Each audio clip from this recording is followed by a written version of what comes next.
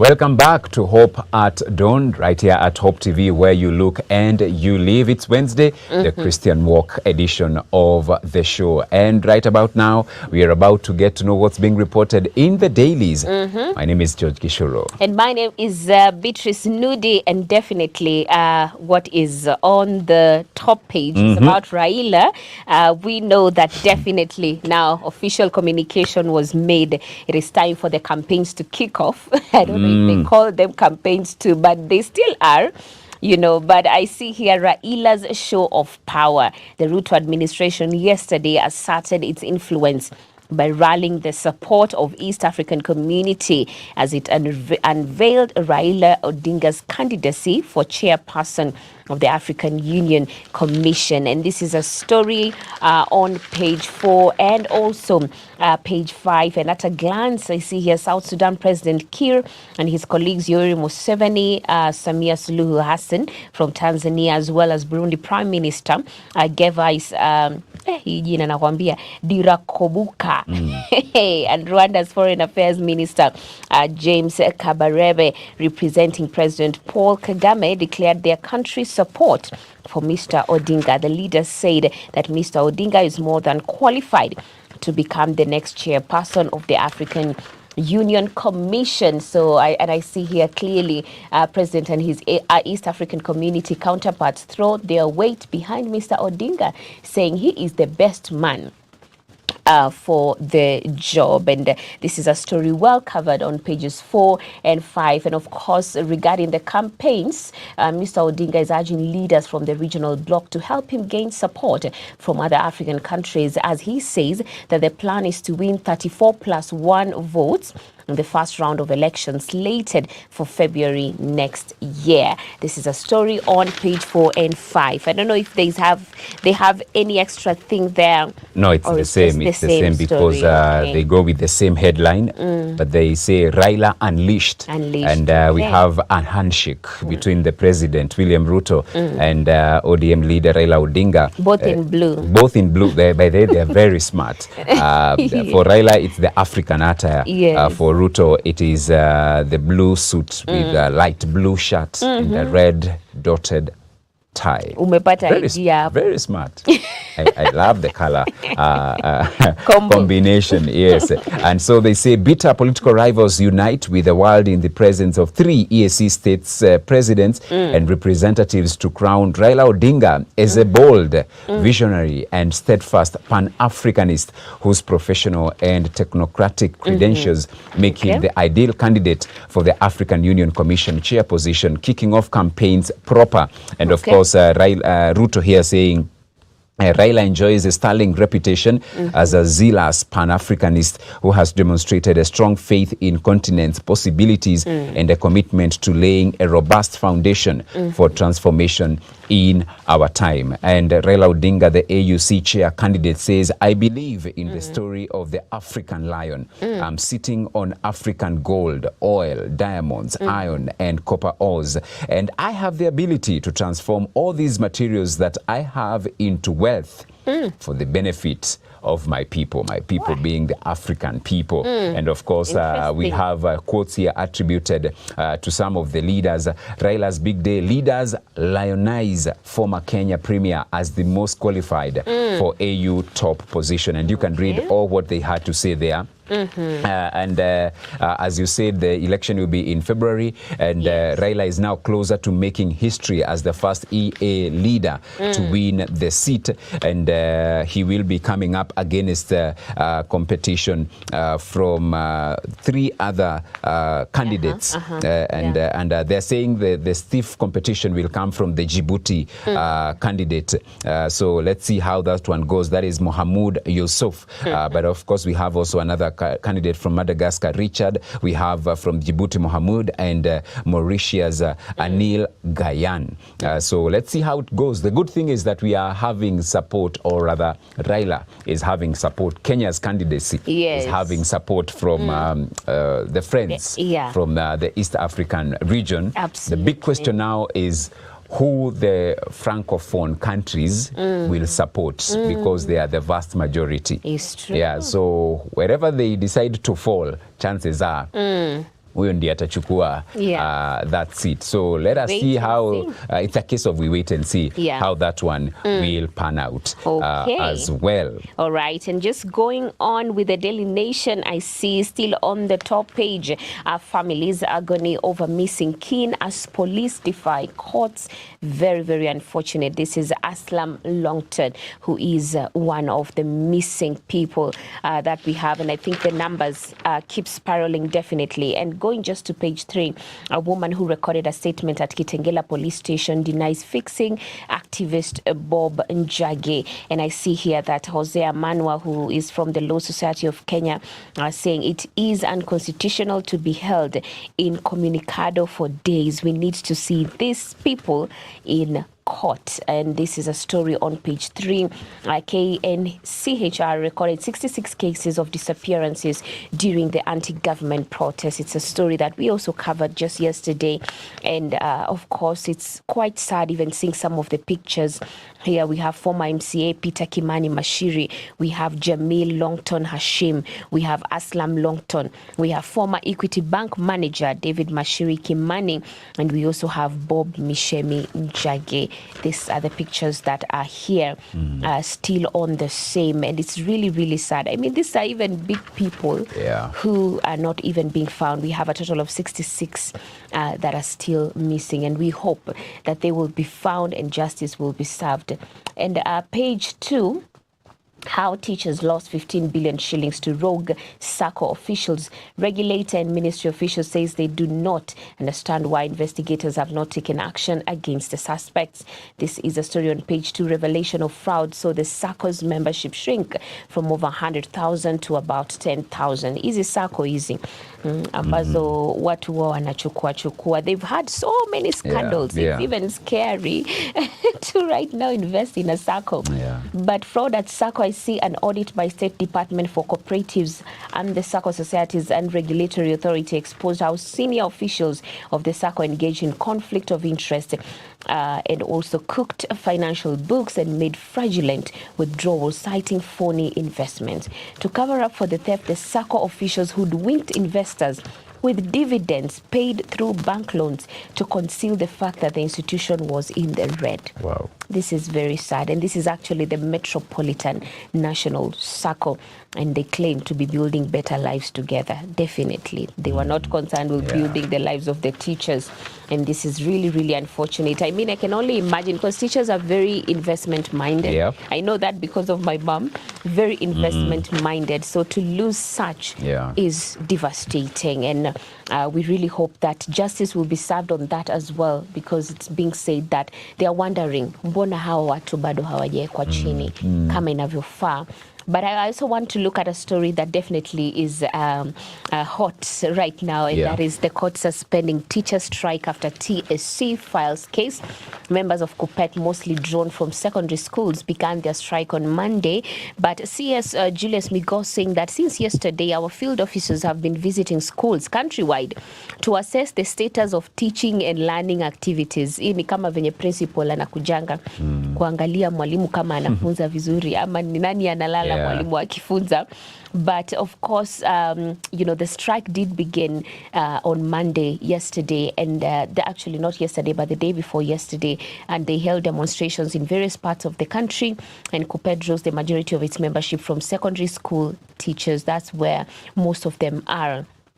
But while KUPPET forged ahead with a strike, the Kenya National Union of Teachers called off its strike on Sunday. However, we also reported that there was a very low turnout even in the primary schools.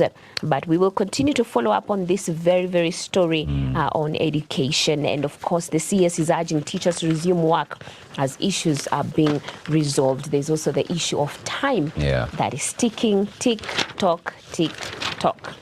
All right, and coming now to, actually, in fact, let me just go to the DN2, and I've seen something very interesting here on parenting. Does your child enjoy school? As third term kicks off this week, we sampled sentiments from children, their parents, and experts take to find ways of improving learning experience in schools. And of course, it's the question of, wanafurahia? Unajua huwa tunawauliza tu, do you love your school? Unaona, anakuangalia Yeah. alafu anaangalia mzazi anasema yes. So sometimes it is very hard to know.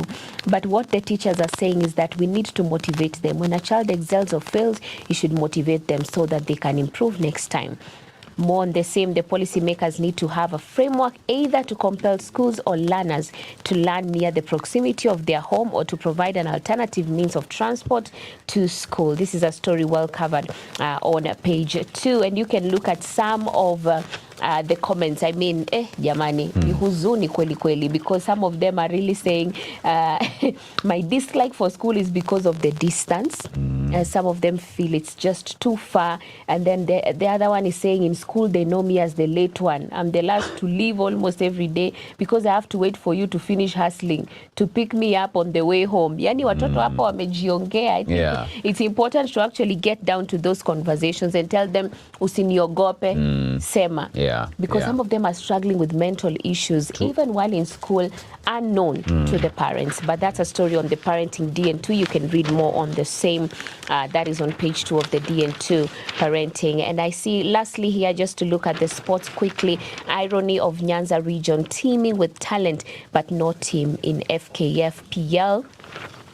See here, additional venues to host top flight matches has not helped change the fortunes. And page 34, Mushai Sururu to carry Kenyan flags. Some 4,400 athletes will participate in the games that officially open today evening in French capital. And that's it for the Daily Nation. All right, quickly, the Standard, they say the story that you have mentioned. Despite a court order, teachers have vowed strike is on, and striking teachers defy court order. Series of meetings to end stalemate, day-long meetings, and a court order was what it took to stop strike, but teachers still adamant. Push to have school heads ensure teachers are in school, enforced by employer. It's on page 2.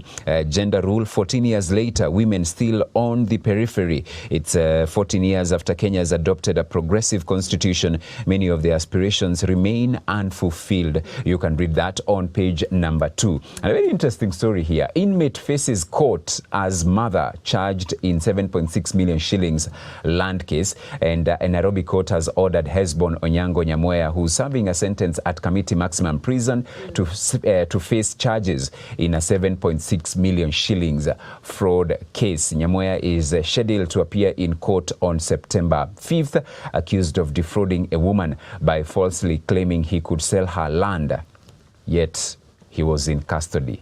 Maajabu. It's a story you can read on page number 3. Yesterday, there was that launch of Raila's bid. Now today, the head of state begins a 4-day tour of the larger Nyanza region. And so Ruto is expected to launch projects in Migori today. Before proceeding, I see what they are doing. Yeah, you saw that? Yeah. So he launches projects in Migori today before proceeding to Homa Bay and Kisumu. And regional kingpin Raila Odinga and the Kenya Kwanza leader are now allies. So you can read that on page 4. And still on that page, we have failed to reap fully from our constitution, says Azimio. Opposition leaders have decried the failure to implement key provisions of the 2010 constitution. As Kenya yesterday celebrated 14 years since its promulgation, Azimio la Umoja core principles said corruption and inequality have hampered the full realization of the benefits envisioned by the drafters of the document. It's a story you can read on page number 4. I'm trying to avoid the stories touching on Raila's candidacy because we have exhaustively touched on them. And then I say state sued over 188 billion shillings tax waiver to company. And now a legal suit has been initiated against the government challenging the legitimacy of a statute that has granted more than 188 billion shillings in tax exemptions to Blue Nile Rolling Mills Limited. That's a story on page 8. And then I see why Adani's sweetheart deal with JKIA will be painful for taxpayers. KAA will be responsible for new loan agreements whose burden will be shouldered by Kenyans. The deal proposes a concession fee starting at 6 billion shillings, then raised by 10% every 5 years. Right? You can read that inside the Daily the Standard. I also see from the counties, government expands power access to remote Mageta Isle. Energy CS said his ministry is fast-tracking the project. The power project, which began in 2020, has cost 232.5 million shillings. KPA now wins 78.5 million shillings row with Taxman. KRA has failed in its bid to collect withholding tax from Kenya Ports Authority for services rendered by a Japanese firm. And that's a story on page number 16. And I see Join Social Health Plan. Medical Services PS urges Kenyans. So Kenyans are being urged to register for the new social health insurance scheme, which has been built to make quality healthcare accessible and affordable to all. Right.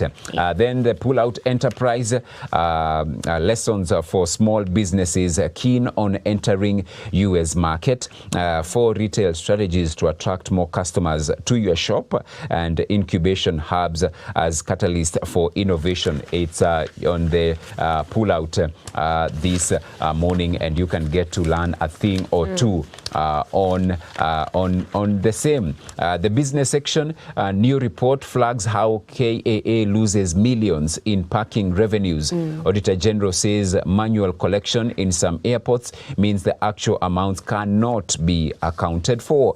The agency solely relies on what the firm contracted to collect parking fees on its behalf, CAPS reports. Right, that's on the business section. On the world news, life impossible as Burundians battle crippling basic shortages.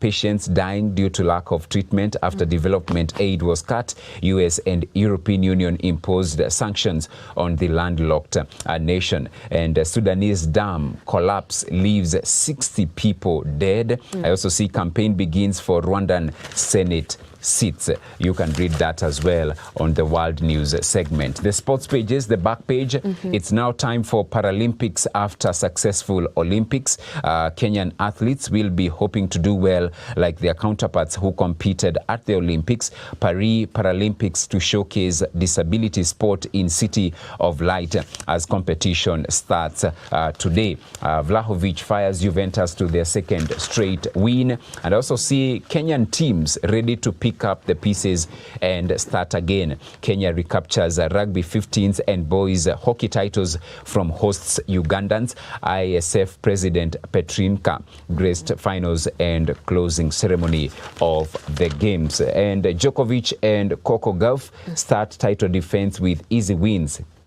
That is men and women US Open defending champions showcase their class in their opening matches. Djokovic, who won an Olympic gold in Paris, is seeking his 25th Grand Slam. That is in as far as the US Open is concerned. You can read that on page 29. And Business Daily revealed Treasury spent 47 billion on route of fuel subsidy, and you can read that as well inside the Business Daily. A lot is being covered in the dailies this morning. So you can grab a copy of your favorite daily and get to see what's happening, what is being reported. Oh, yes. And right about now, it's time for us to usher in the VOD. So let's have a look and then come back and talk about it.